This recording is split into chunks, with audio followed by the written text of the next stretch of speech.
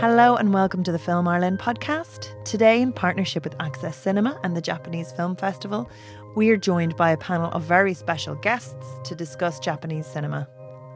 I'd like to welcome Andrew Partridge, Stephen McNeice and Emmy Shigeta.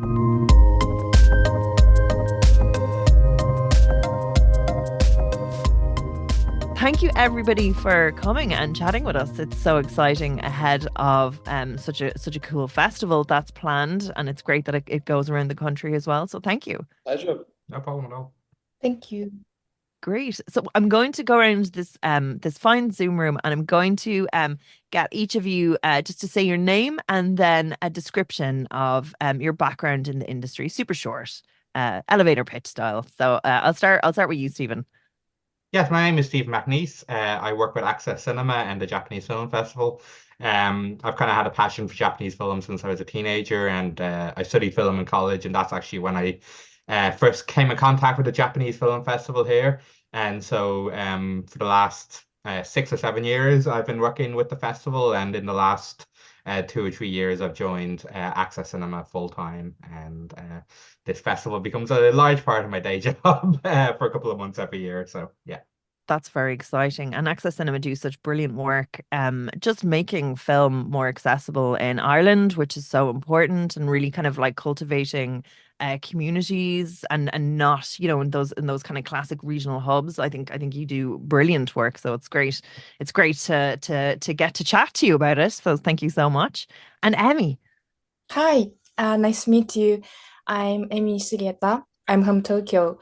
I used to work in the distribution company in Tokyo, the name of the Uplink. And then I came to Dublin from 2018.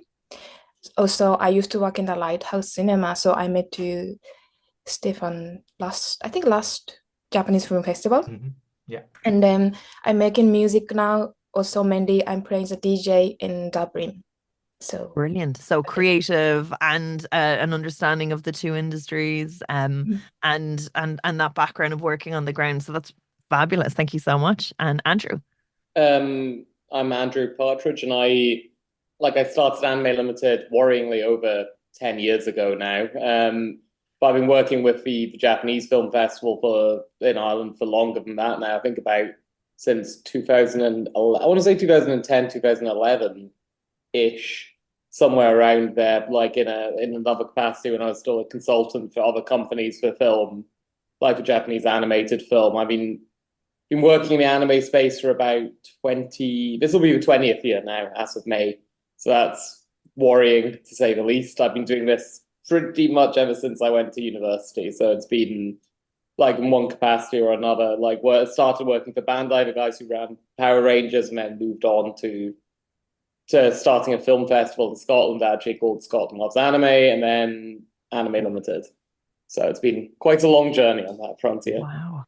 I'm just wondering if you guys could talk specifically about the festival in terms of reception. So you're working over in Scotland. Do you think like the tastes in our different kind of areas are different in terms of what we gravitate towards in anime, and that, you know, like say Ireland and Scotland as colonial countries, is there certain things we might resonate towards that other countries, maybe like France or England, might gravitate towards? I'm just curious to how the tastes might differ for regions.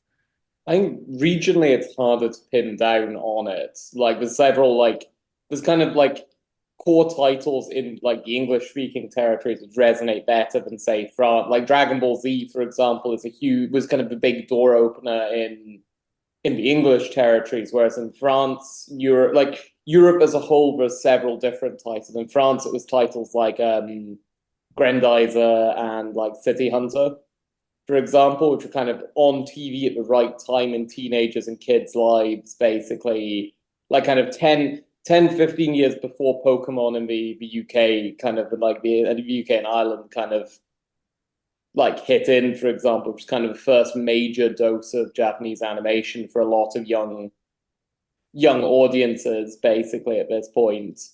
Like on it, it's true that there is very different taste between, say, the like Ireland, the UK, and the USA, for example. I mean, like Ireland and the UK kind of go together on it, and there's a lot more appreciation for.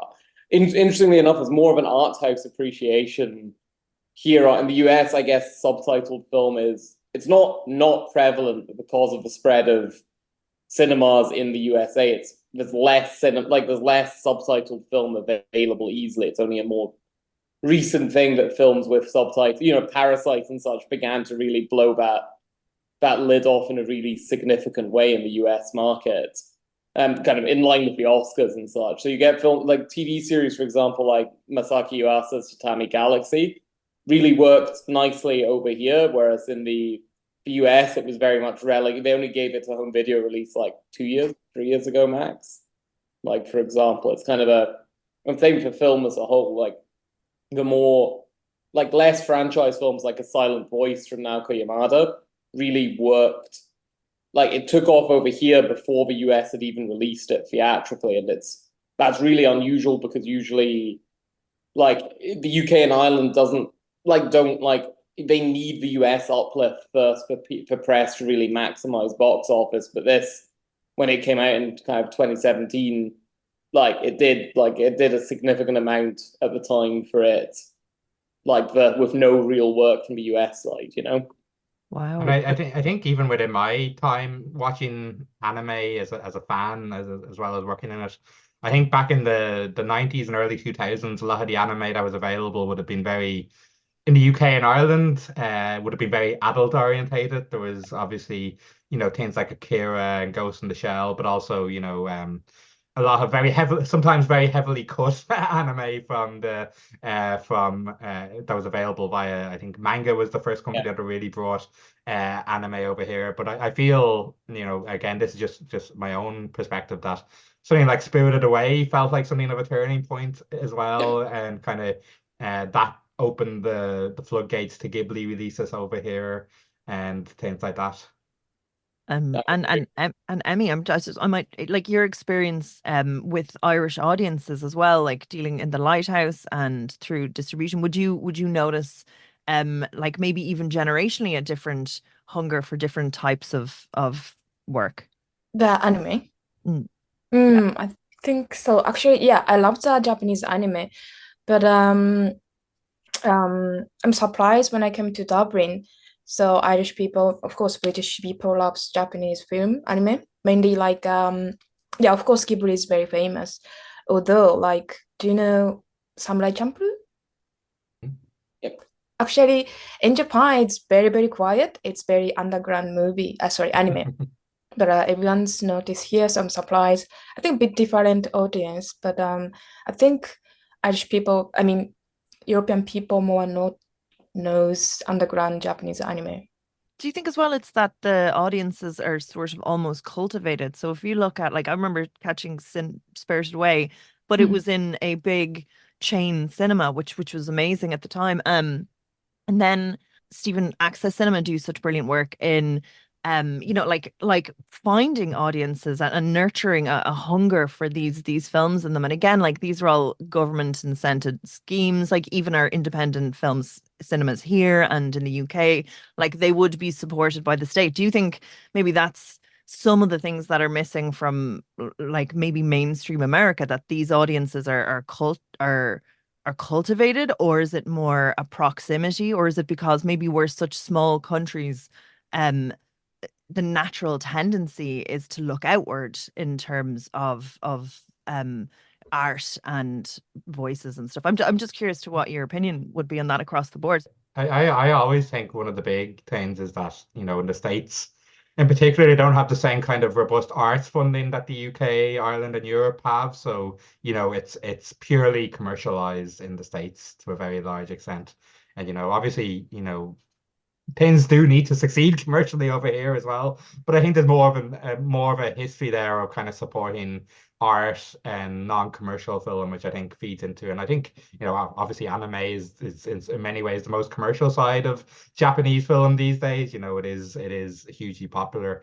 But I think, that's why we get a kind of broader range of films over here, I reckon, from Japan some of the times, is because there is that kind of, culture of supporting different types of film. And I know it is challenging because obviously European film in particular has a lot of supports to get into cinemas over here that Japanese films and films from anywhere else in the world don't really have outside of Hollywood. But I do think there is just a general willingness there to take risks. And I know commercial cinemas have gotten a lot better in getting Japanese films in there. I know Andrew was involved in the release of Godzilla Minus One, for example, Wow. which has been a massive success in multiplex cinemas, and obviously anime as well. Often now, and thanks to films like Your Name, Suzumi, and many others, anime has now become a little bit more mainstream, I think, in multiplexes as well as the art house.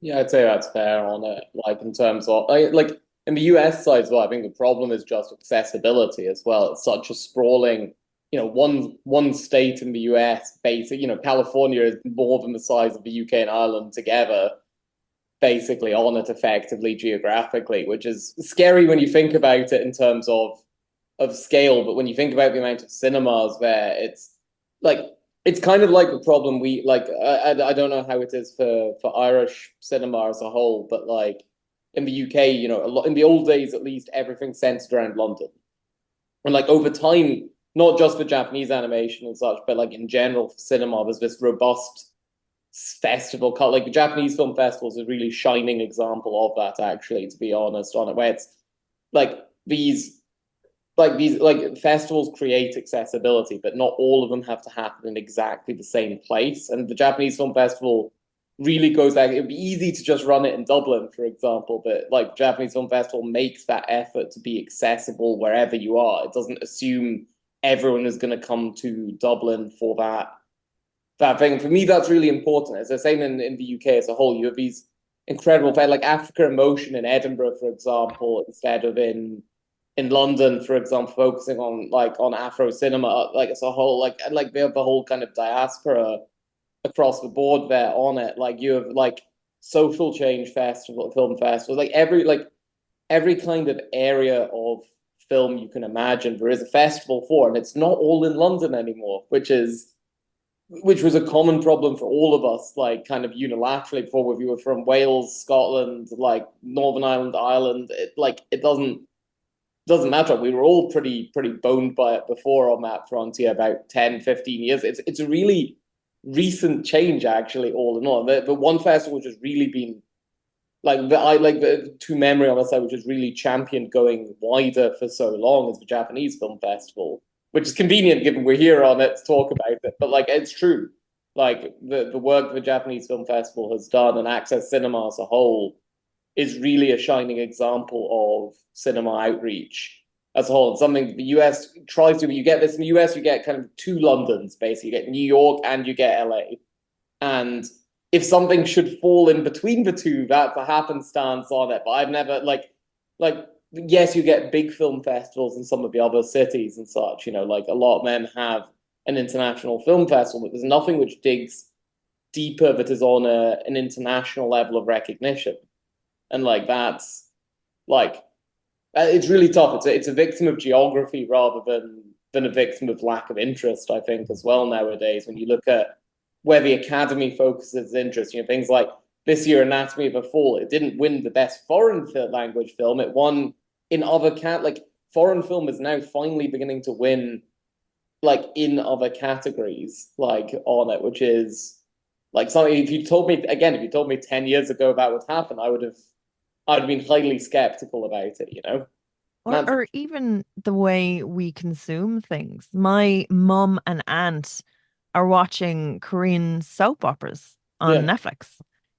Audiences are seeking things in a way that I have never seen people so hungry for different voices and different content in that way as well. And I think film festivals are a way to tap into a community and be part of it instead of it being such of an insular experience. And I do think that's so wonderful. I was wondering, Emmy, if you could speak to maybe your experience of living in the two in the two two different countries, and do you think there's a different appreciation for the film as us looking at it as outsiders than maybe Japanese audiences might have sitting in cinemas waiting for their releases to come out? So when I work in the lighthouse cinema, like I supported the Japanese Film Festival last years. Like everyone's so cute crowds because everyone's put on the anime costume, some people, or like t-shirts or whatever.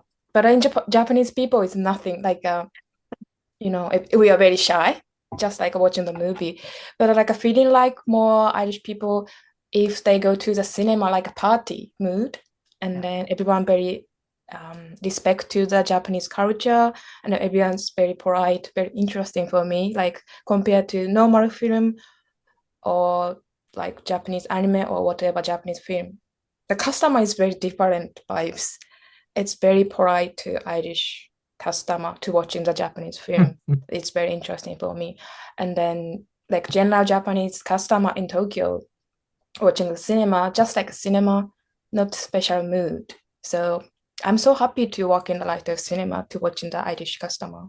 Like if you're back home, you're watching a film, it's just a film, and for us Mm. it's so special. It's an experience, and it's a step into a new world that we wouldn't have as much experience with. And then you have people that love it so much, and that respect it. So it's lovely to see that level of enthusiasm. And like partly I'm just interested in terms of funding for like Japanese cinema, like, and maybe if it's different in anime, if we could flag that as well in terms of funding. But I'm just curious to how the ecosystem is set up in Japan, and how films are sort of funded from the ground up, first of all. Yeah, I can just, I think Andrew will be better equipped to speak about anime, but I know, when you look at the box office charts from Japan, a lot of the films that would be top there are not films that would necessarily play very well with Irish or UK audiences. A lot of it would be things like television show spin-offs and very broad comedies and things like that. So there is very much a distinction between the mainstream and I think I don't know if independent is the right word to describe it, but the art house scene in Japan. So a lot of the films we'd be showing wouldn't necessarily be films that would be the biggest hits of the year. But I think anime is actually probably the exception to that in many ways. Because I know we're showing things like the first Slam Dunk is showing as part of this year's festival in Dundalk, and that is, I think it's one of the biggest anime films ever in Japan and actually Asia more widely.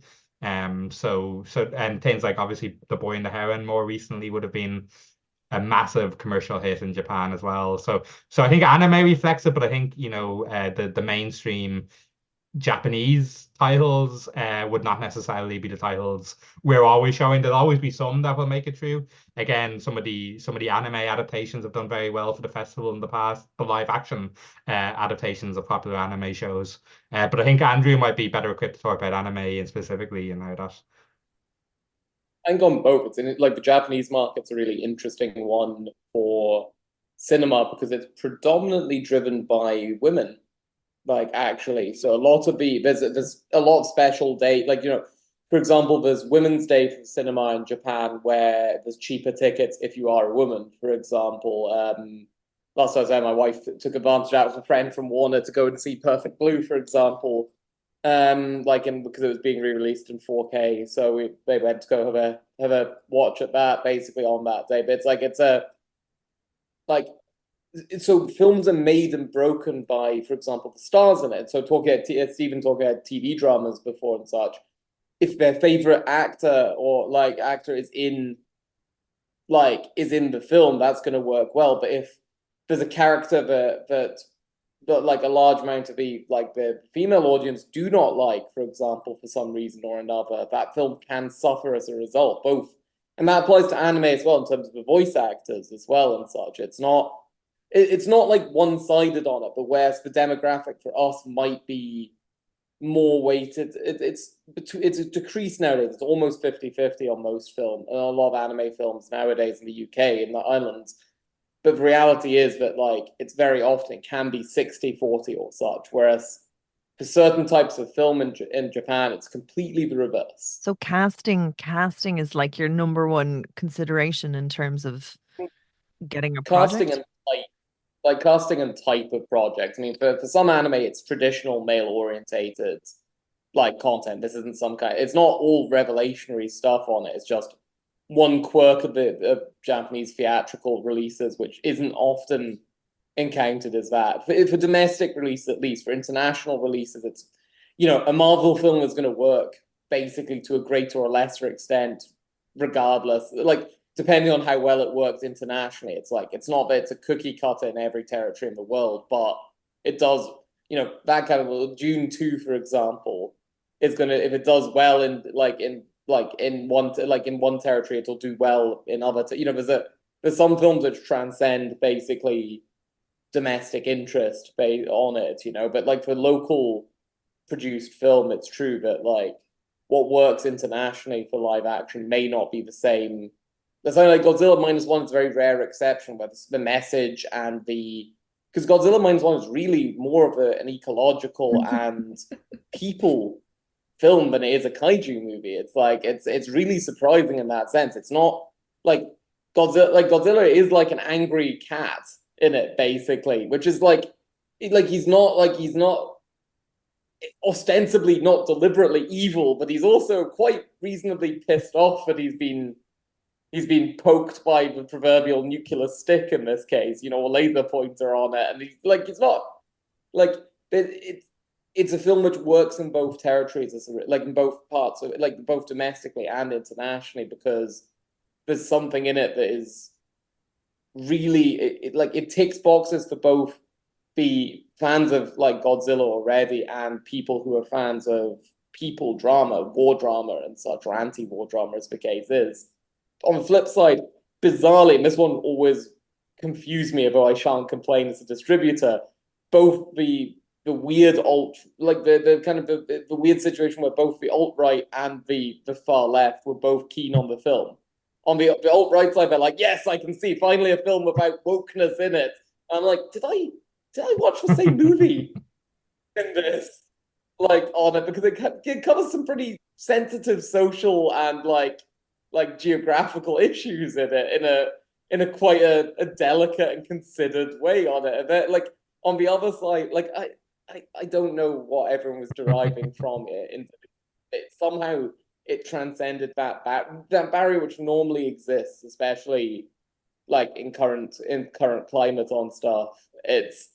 Which was honestly a big surprise. That's not something we could have factored in on it. It's not something we were worried about either on it per se. You'd like a film finds its audience one way or another on it. Normally, you just accept it's not.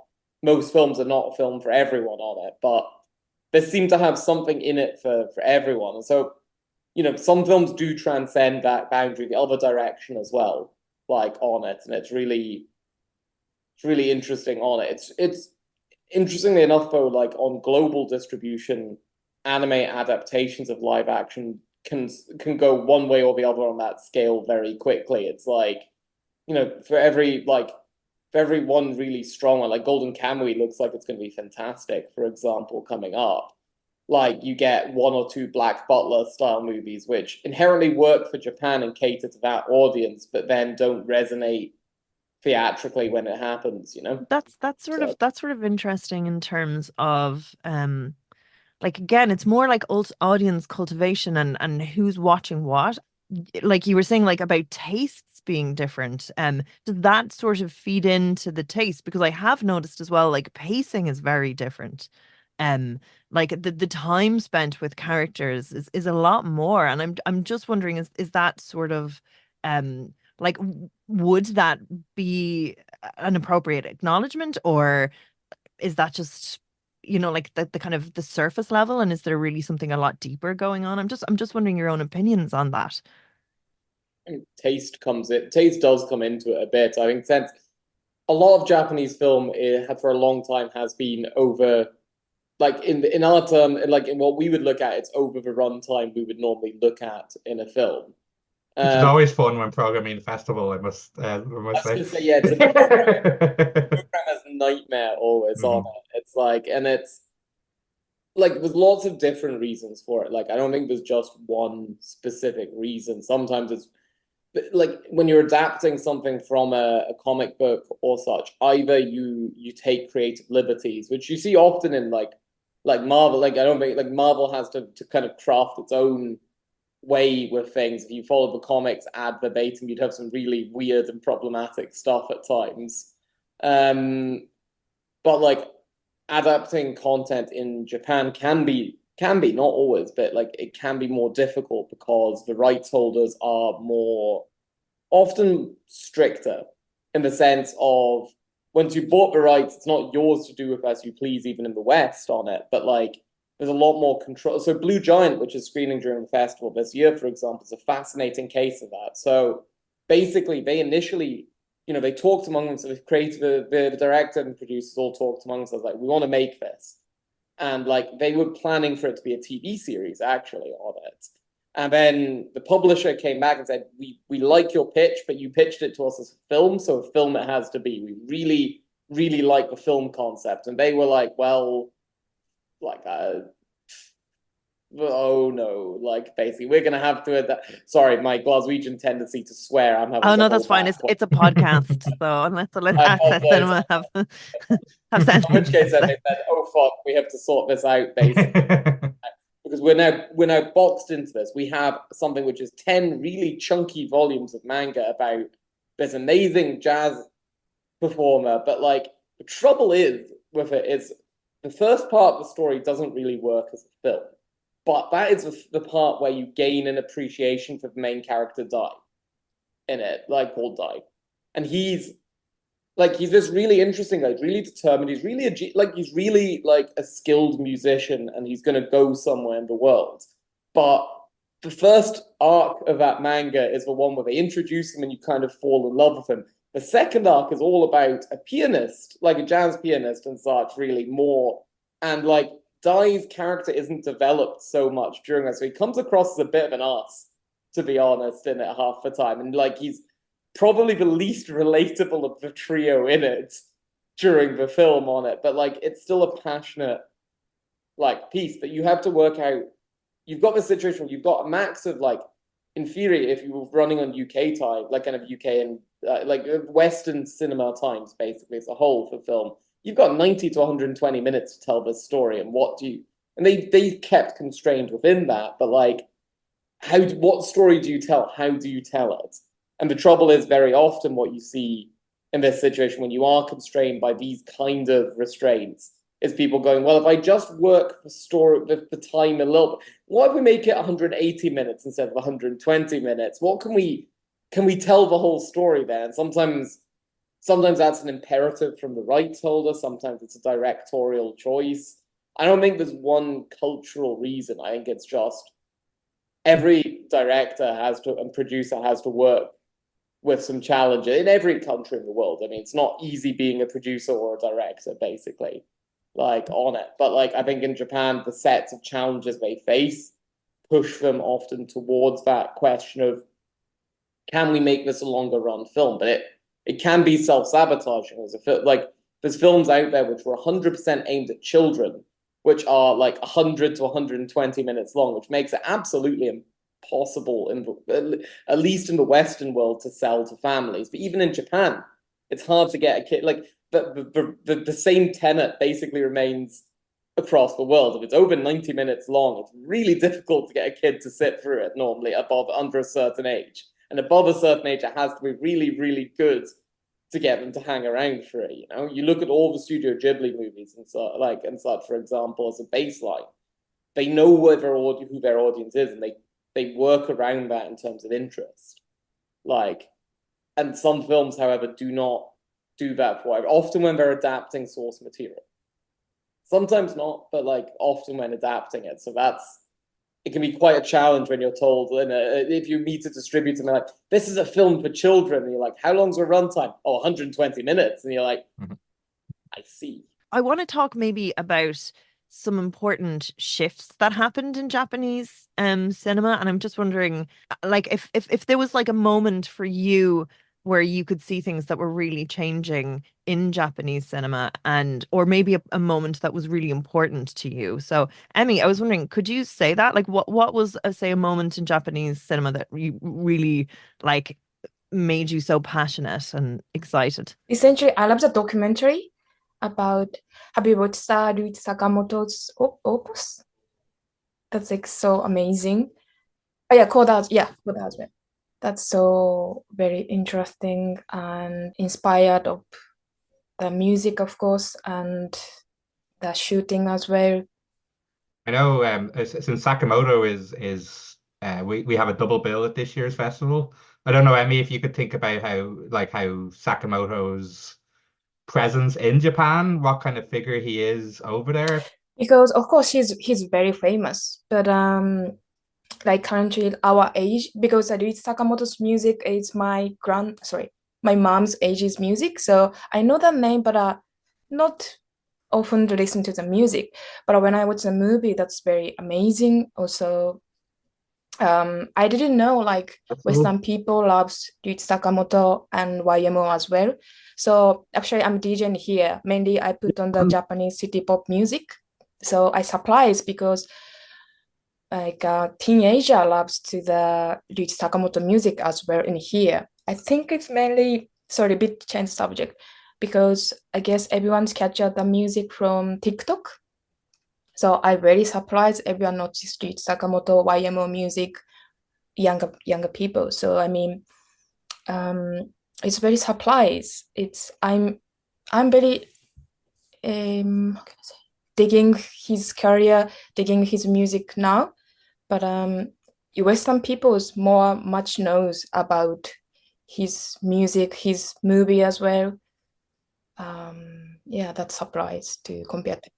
Because I know I was actually doing another interview yesterday, and the Mm. presenters pointed out how much they loved Merry Christmas, Mr. Lawrence, and the music from that. So I think a lot of Japanese people I've spoken to are surprised how well Sakamoto is known outside of Japan. So it's great to be able to actually mark his passing this year with that double bill. And I'm just wondering as well, is there any sort of movements? Has there been any shifts in the industry that you were saying? Like again, like I mean, even documentary, yes, I haven't seen any of that. Is there, like leanings or times when the the where, you can see slight changes in what's being produced and why? I think so. Yeah, having done this for a couple of years now, it's kind of been interesting seeing particular films break through for whatever reason and kind of seeing what results of that. I know quite a few years ago now we showed Happy Hour, which is kind of the first. It was kind of on the festival scene. It was the first breakthrough of Hamaguchi, who then went on to do obviously Drive My Car, which is a massive success, and obviously kind of like Parasite and Anatomy of a Fall had success beyond just the kind of art house circuit and was like Oscar nominated and everything like that. So it's been kind of great seeing kind of giving Happy Hour, which is what 5.5 hours. So it's a very long film. It's a brilliant film. But it was great giving that a launch pad, and then over the subsequent years being able to actually launch films like Drive My Car for a much bigger audience, who as he became better and better known. It's also been great actually. One kind of trend I've been very happy to see, and it's kind of reflected in this year's program, is I think from a couple of years ago, One Cut of the Dead, which is a very funny kind of zombie comedy, which has several twists which completely upend the film. But I think that kind of trend of it's a very small film as well, very low budget. And I think over the last couple of years, pretty much every year we've programmed a similarly kind of low budget, light-hearted comedy, usually kind of, 80, 90 minutes maximum, which has some kind of nice, fun genre twist. Kind of Mondays is the film we're showing this year, which is a very funny time loop comedy. And there was Beyond the Infinite, what was it? Beyond the Infinite 1 minute or 2 minutes from a couple of years ago, which was another absolutely delightful film. So it's been great to have those crowd pleasing indie comedies as well. And even on anime, I think we've seen, you do see a shift as well, and kind of, what audiences. Your Name was a massive one. I think that really expanded the type of film that does well with audiences. And it's been, like on a personal level, it's been great to see films like our sound from a few years ago, which we were delighted to launch at the festival because it's such a creative just burst of energy. It's a musical. It's kind of a film about a band that a kind of high school band, but every performance scene is filmed in a very exciting, interesting way. And another kind of just on a stylistic note as well, I think we're finally getting to the point when we're seeing 3D animation kind of used very, very effectively in a lot of anime. I think the first Slam Dunk is a brilliant example of that. Blue Giant is a brilliant example of that. The performance scenes in Blue Giant are by far the highlight of the film. I think it's fair to say they're just incredibly filmed. And same with the first Slam Dunk, the actual basketball games, the way they're filmed has this kind of energy. And I would have been very cynical about the use of 3D animation in a lot of anime. I'm a bit of a purist when it comes to hand drawn anime, but it's been great to see computer generated stuff used in a creative way rather than just as a cost saving measure.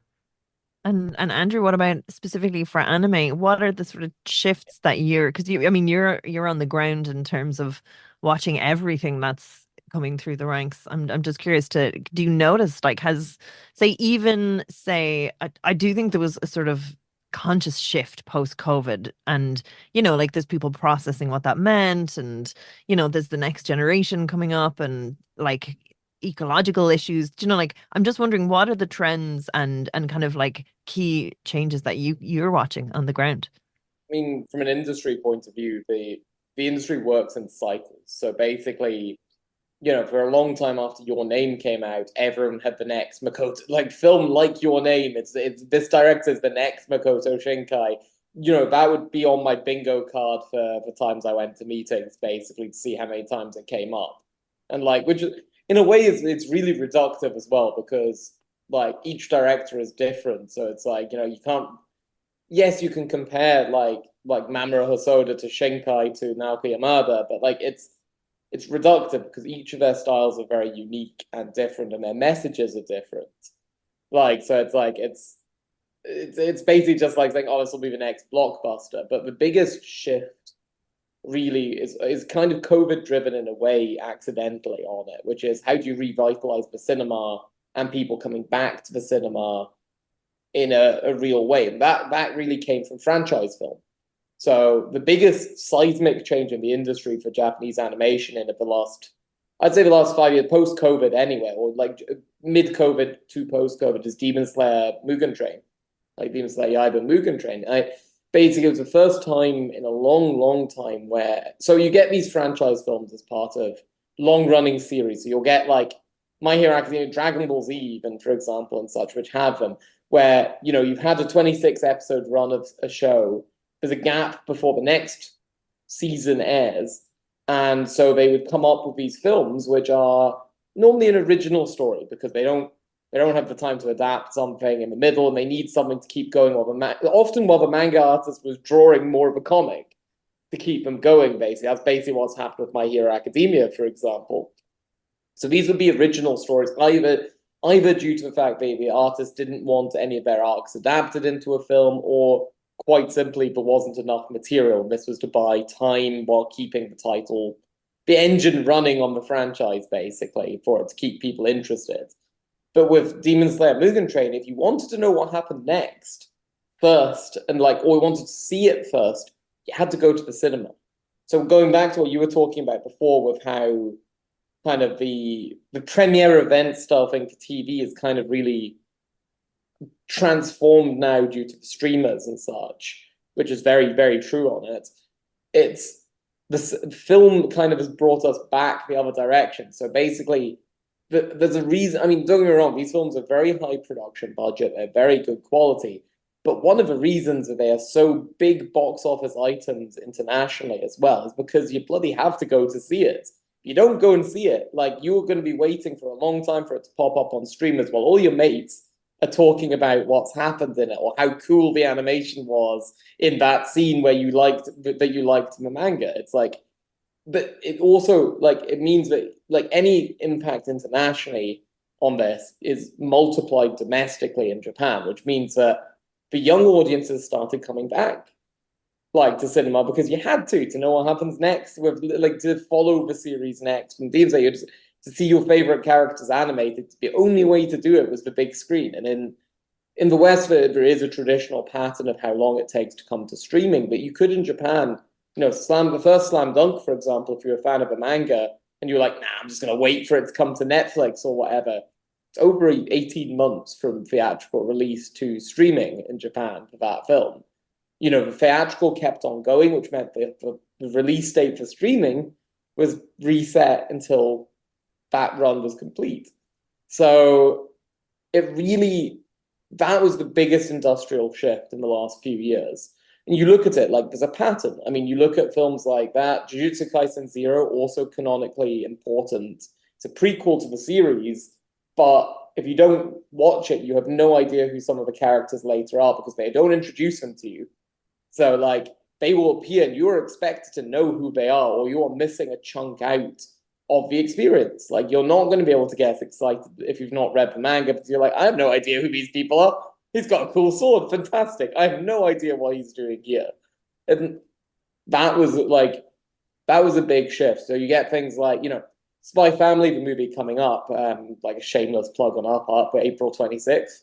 But the fact that, like, that's an interesting case because it's an original film still, but because the series kind of clusters around really, like, you watch it because it's more like a Saturday morning cartoon, like, on it. It's very, even though there is an overarching plot basically throughout, you're there for the characters and their interactions. It's a very sweet, heartwarming title. It's from the same publication as Demon Slayer Yaiba, like the same part, like the, you know, Demon Slayer Yaiba, Jujutsu Kaisen, like One Piece, etc., Naruto.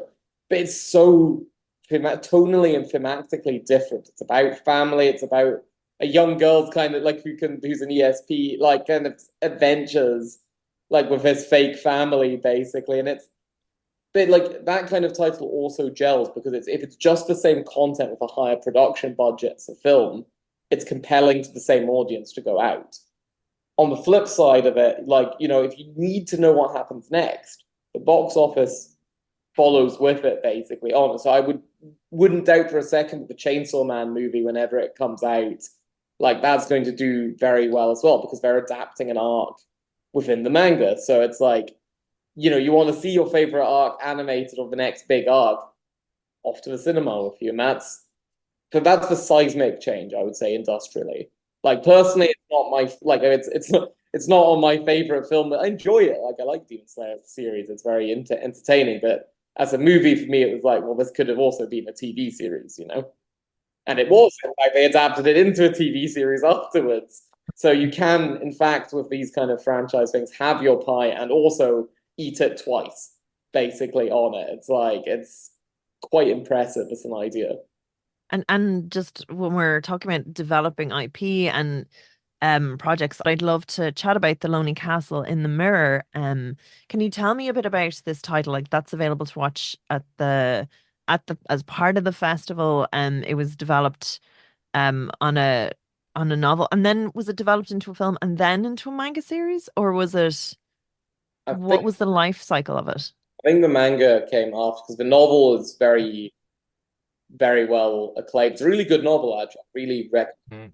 And I've been very surprised as we've been promoting the film. An awful lot of people have read the book, so it's proving one of the most popular titles of the festival for that reason. The book is really, really good on it. The film, because this is again how you adapt with constraints. But when you're like someone like Keiji Hara is really smart about what he does with that kind of thing. So the story itself is about these teenagers who are like. They're like, without spoiling anything, they all have their struggles in this. Like, bullying is a very serious issue internationally still, and in Japan, doubly so. It's a situation Keiji Hara really cares about himself on that. So, adapting, like, in the book, though, you have obviously a lot more pages to work with. So, in the film, you're focused on one character out of the group, basically, and from her perspective, everything. So you get these kind of little vignettes of what's tormenting these other people in their lives at school. But it's all really centered around this one main character.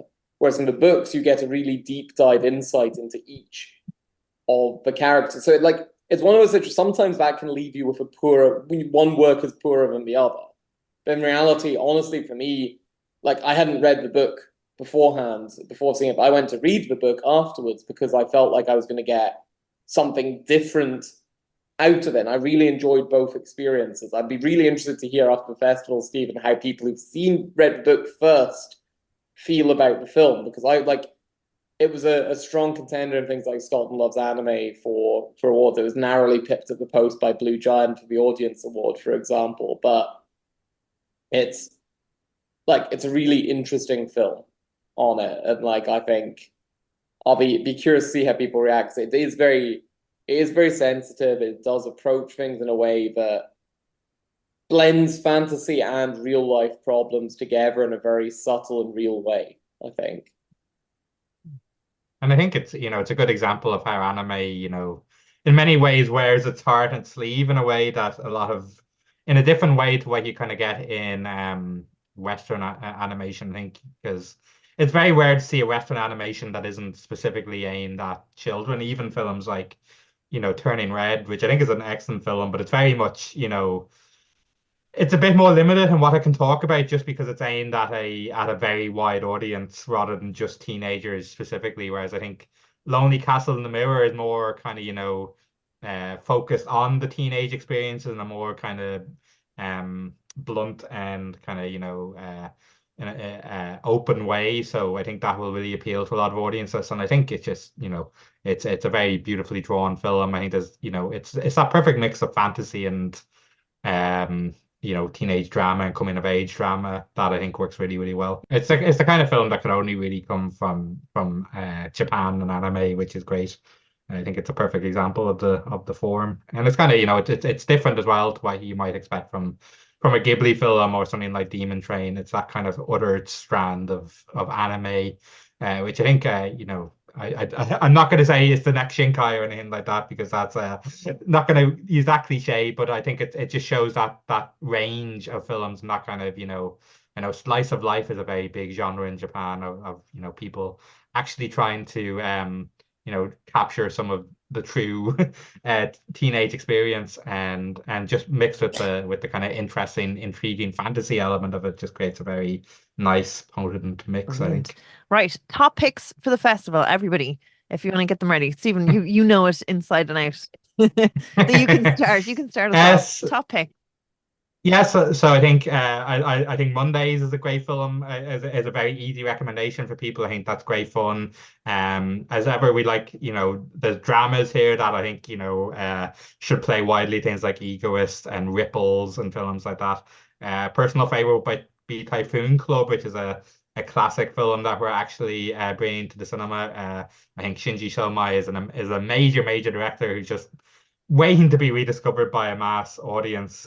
He deserves to be up there with all the great Japanese filmmakers. So if you haven't seen Typhoon Club, this is a great opportunity to see it. And Andrew, is Lonely Castle in the Mirror, is that your topic, or is there anything that outside of that you'd be like, okay, well, I begrudgingly wouldn't mind seeing that? I'm incredibly biased on this. So Blue Giant, Blue Giant is actually my choice. We have Blue Giant and Lonely Castle in the Mirror. There's actually a few anime films from us in there. I think for me, Blue Giant is the one for personally I would recommend to people. It's something you don't get very often, even in slice of life film from Japanese animation, because it is about jazz. It's about these are people as well. Bear in mind that the director, there's some producers, they hadn't really listened to jazz commonly as fans beforehand, and you wouldn't guess from watching it. Really conveys the beauty of making music and the struggles people face in it. It's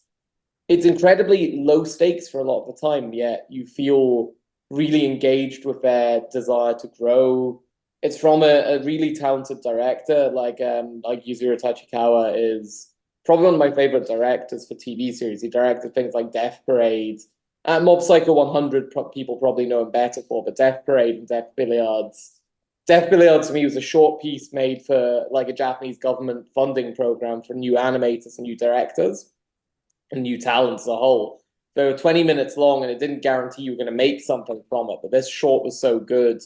Madhouse adapted it and made a full TV series with the director. And it's a show about the purgatory and the afterlife and such on it, and kind of how do you judge what people are in it and such. It's a really fascinating it's a thriller more than anything, and it's really well contained. So it doesn't the mystery of it and the such. Again, good sci-fi and good thriller, kind of fantasy thriller like that is defined by how much you can poke into the whole, like poke holes in it, and it's very hard to do when you keep it contained. So as a director, he's really skilled at original. This proves he's great at adapting work as well. Mob Psycho did that as well, but it really demonstrates the craft like on it, because it's tough to convey the jazz, and there's a story behind it all. Like how they had to do, the constraints they had on how they represented jazz filtered into how that kind of abstract, they do really cool abstract style to represent the jazz when it's being played, and like that is a constraint put upon them by the publishers as well, but they really rock it. Like, you wouldn't guess it's a constraint. You would think it was like 100% without any constraint, the choice on it. And like a really skilled director like that can work with those constraints and kind of build something that is really their own in it. And I think Blue Giant stands out. So if you like music, if you like anime, like honestly, if you just like interpersonal drama, Blue Giant is the one I would. Lonely Castle in the Mirror is a fantastic choice as well, and to be very clear, like it's more of what I would call a kind of a traditional anime adventure film and such on it. So like I'm recommending the one I'm worried people will ignore, like on it. And like Lonely Castle in the Mirror deserves every single seat to be filled as well. And like Keiichi Hara is a master, as much of a master as people like Shinkai, Hosoda, Yuasa, and Yamada, like all of them are. He's in the same camp. Like he directed some really sensitive films before about similar topic, tough topics like bullying, suicide, and the beauty of art separately. He directed a film about Hokusai, like fictionally Hokusai's daughter, based on called Miss Hokusai. Like Here Comes Miss Modern on it, and it's that's a fascinating shift from things like Colorful, which is about like some very dark topics as well. He's done his share. He kind of fluctuates between light and dark in film. So like if you're looking for something that you traditionally recognize as anime, Lonely Castle, and you will get an amazing experience out of Lonely Castle Mirror is full of everything you want. It's got characters you can engage with, twists, turns, and like honestly some plot twists that you will sit through the film in that and think, I think I know what's going to happen next. And you will eventually form a picture of what's going to happen, but almost certainly the first few thoughts you have are going to be wrong. Like I asked everyone at the jury screening of Scott Loves Anime what their first thoughts about it were, and none of us had the correct answer. We all got it before the end of the film, but like the joy of Lonely Castle Mirror in part is you're actively there trying to work out the mystery as you go as well, and you will figure it out probably during it, and if not, just enjoy the film and they will reveal it to you. This isn't a film it's not Inception where you're left questioning what really was the. They will tell you what the ending is on it, like in due course. But part of the fun for me, at least, was figuring out what's going on throughout, and it's a very satisfying film from that point of view too. And Emmy, your top picks? I'm very excited to watch the Shinya Tsukamoto's. Actually, I don't know the English name. Stefan, do you know? Shadow of Fire. Yes, so Japanese title is Hokage, so I'm very excited. I haven't watched it yet, but the movie shown to Japan, I guess last year's, everyone's amazing. They said it, and I saw that on Twitter yesterday. Sorry, the X. I think he got to the some of Japanese film award yesterday. The film looks amazing. If you like Godzilla, I guess you likes his movie taste because his first movie, the name Tetsuo. Sorry, English name is it's Tetsuo. Tetsuo, sorry, well. yeah. Tetsuo the Iron Man. Yeah. I am, yeah. It's very type of similar as Godzilla, but his currently movie is totally changing his taste. More, he making war story, like 1916, 1970s movie. It's very depressed, very sad film. But very important things to show to the another country as well, because I guess everyone doesn't know it's very depressed Japanese situation, 16 era. And sorry, what's a Hokage? Fire on Shadow of Fire. Shadow of Fire. Yeah, exactly. I guess super depressed movie, but looks. And we've been lucky enough to show it's part of a trilogy, Shadow of Fire, a kind of loosely connected thematic trilogy, and we've been lucky enough to show the previous films from Tsukamoto as well, Killing and Fires on the Plain. And I know I was talking to Emmy last year, and she was so excited about Tsukamoto's new film, so we're very excited we're actually able to include it in this year's festival. And it's a very powerful film. Emmy, I wonder, how do you feel about gender equality behind the camera in Japanese cinema? Yeah, I think the film industry seems to have a lot of women active recently. Many filmmakers have entered the industry as well. And more than half of the staff, like I used to work in the uplink, I remember definitely it's mainly the women's working there. We're lucky to have some films from female directors this year. It's always a big festival, a big focus of the festival.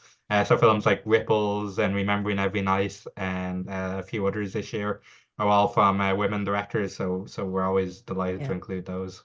I think it's changing in animation as well. It's like the trouble with change is it takes time, and like it's taking too long in many ways on it. But you have directors and screenwriters like, I mean, Reiko Yoshida, who's written scripts like, A Silent Voice is the one, K-On, which leap to mind immediately, but she's prolific. You're screening Lonely Castle Mirror, which has a female screenwriter, like award-winning screenwriter attached to Maros, like And Andrew, of course, was instrumental in getting Mario Kada over to Dublin a few years ago as well. Whose latest film has just launched on Netflix within the last couple of months. So the Alison Therese's Illusory Factory, which I always think of Arrested Development when I hear that. I think Michael, but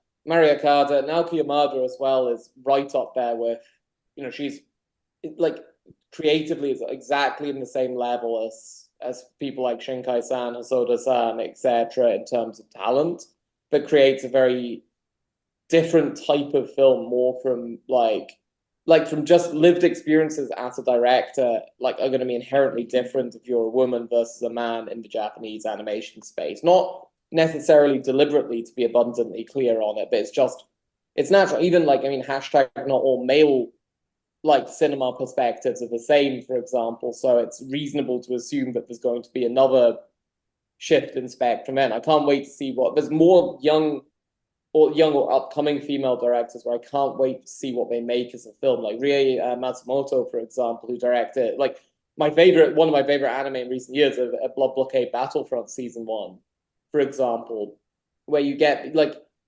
there's just a kind of vividness to the work. It's not, again, there's not one cookie cutter directorial view, but it's really interesting to see the variations you're getting from that. Saya Yamamoto, for example, need we forget Yuri on Ice, a series which, wouldn't happen without her as a director. She's truly a visionary in a lot of senses on it. And who knows if the Yuri on Ice movie will ever happen on it, based on interviews and such. It's not looking too hopeful, but I can't wait to see what she makes as a director next, And there's a lot of stuff like that as well. So Kotomi Dei, for example, in the directorial space, who's just finished a TV series called Skip and Loafer, which I would also recommend to anyone who wants to see something a little different on it, but also a really interesting TV series, an original series called Rolling Girls, which is about a post-apocalyptic world with roller derby characters from different areas of Japan. It's surreal, but it's really interesting as a piece. And so it's beginning to happen over time, but this is drops in the water versus the overall talent. It's still overwhelmingly male to female ratios in balance, but slowly but surely that's changing. It's going to take a lot longer, though, to say it's really happened. So thank you for joining us, and thank you for listening. If you want to catch more podcasts, make sure to like and give us a follow, and you can subscribe to the Film Ireland newsletter now on filmireland.ie.